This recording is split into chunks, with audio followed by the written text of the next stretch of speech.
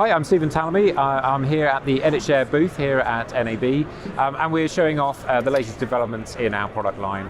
EFS, which is our online storage platform, and also Flow, which is our media asset management. And we've been doing a lot over the last 6 months with our new release to really improve the security, the flexibility, and the speed at which people can work with our software solution, both on-premise, in the cloud, and also as a hybrid of both. So this has been the work that we've really been focused on. Really great improvements in this recent release on our integrations with Adobe. We've got some great updates into our Adobe panel, which makes it much easier for people to work. So you can preview sequences that you've created remotely in our web tools. You can see those inside of the Adobe panel. You can import the media and then carry on that edit and then send it out for review.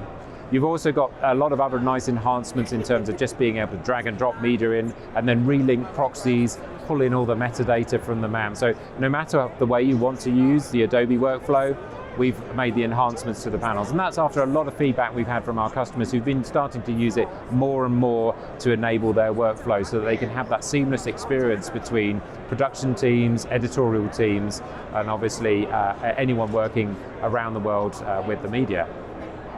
We've also made a lot of enhancements to the storage platform, much faster speed on some of the throughput, but we've also been focusing on allowing people to have multi-site workflows as well. As we're seeing in the industry, a lot of people are expanding their businesses or maybe consolidating their businesses. Maybe a post house in London acquires a post house in New York, and they want to be working together collaboratively. So we've been enhancing our multi-site synchronization capabilities. This allows you to pick what assets need to travel to where. So maybe you've got your audio editing going in Paris, maybe your video edit in London, and maybe your color grading is going on in New York. Well, that allows you to synchronize the right files to the right people at the right time. And that's a really powerful function. It's been battle tested in the field by our customers, and they've given us great feedback to optimize the workflow and make sure that it works really fast over any type of network connection. So we're very happy to have that built into the EFS file system as well.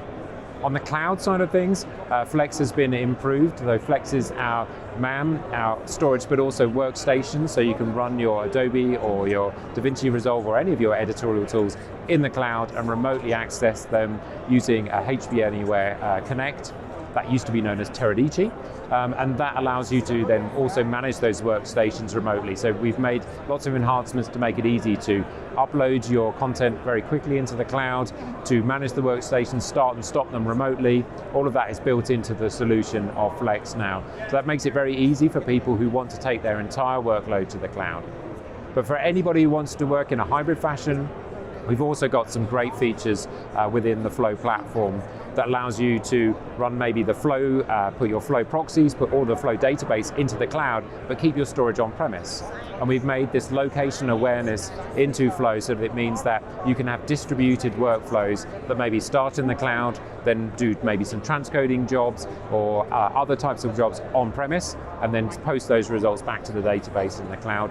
And of course that combines with that multi-site feature that I mentioned earlier, so you can have it instigate rules as to as media arrives, it can be transcoded, it could then be transferred between sites, and then maybe a proxy created and people can work and review it remotely.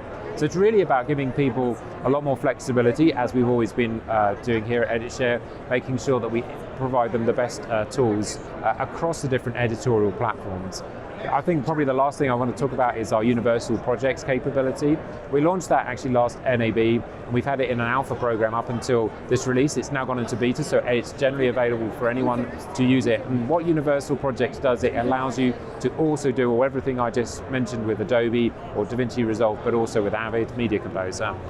And that's very critical for our post-house customers who might be using a blend of those tools. They might be using Media Composer maybe for a feature work, and then maybe using Adobe for sort of advertising use cases or promotional things. So this allows you to uniquely synchronize data in and out of Avid bins. So if you start your work in Avid, you do all of your organization into bins in Avid, you can synchronize that seamlessly into the Flow asset management, preview that remotely, but you can also start in Flow. So you can use Flow to automate the creation of bins, send it through transcription and AI services, and then have that synchronized back into Avid.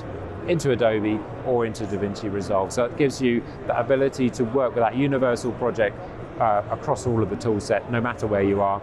And I think that's a really important part of where I see the industry going. It's going to be hybrid workflows, so maybe totally cloud, maybe totally on-prem, maybe a mixture of the both, but also having that free choice to migrate between the different editorial tools so they can unlock and create amazing everywhere.